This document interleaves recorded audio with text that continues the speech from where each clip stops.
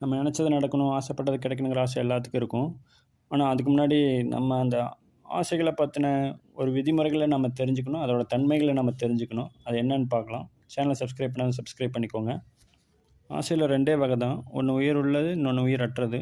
உயிர் உள்ள பொருட்கள் மேல இயற்கை எப்பயுமே ரொம்ப கண்ட்ரோல் வச்சிருக்கும். அது அனுமதிச்சா மட்டும் தான் நம்மனால அடைய முடியும். உயிரற்றது வந்து அறிவாலயும், உழைப்பாலயும், முயற்சியாலும் நம்மளால ஈஸியா அடைய முடியும். எல்லாத்துனாலயும். உயிர் உள்ளது மேலே இயற்கை ஏன் கண்ட்ரோல் வச்சிருக்குன்னா, அது வந்து இயற்கை படைச்சது. அதாவது கடவுள் படைத்தது. உயிரற்றது வந்து மனிதன் படைத்தது. மனிதன் உருவாக்குனது. நம்ம பார்க்கக்கூடிய அனைத்து பொருட்களுமே, நம்ம வாழக்கூடிய அனைத்து சூழ்நிலைகளுமே, பணக்காரனா வாழ்றது, நான் சந்தோஷமா வாழ்றது, அதெல்லாம் வந்து மனிதன் தன்னோட எண்ணங்களால, உழைப்புகளால உருவாக்குனது. அது வந்து நம்மளோட முயற்சி, உழைப்பு இருந்தா எப்போ வேணா அடைய முடியும். உயிர் உள்ளது வந்து இயற்கை அனுமதிச்சா மட்டும் தான் கிடைக்கும். இதில வந்து 2 விஷயத்துல என்ன தன்மை இருக்குன்னு நம்ம ஃபஸ்ட்டு புரிஞ்சுக்கணும்.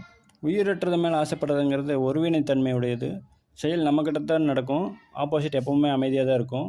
அதனால அதில இன்ப துன்பங்கிறது நம்மை சார்ந்தது தான். அதில இன்பங்கிறது அதிகம், துன்பங்கிறது ரொம்ப கம்மி.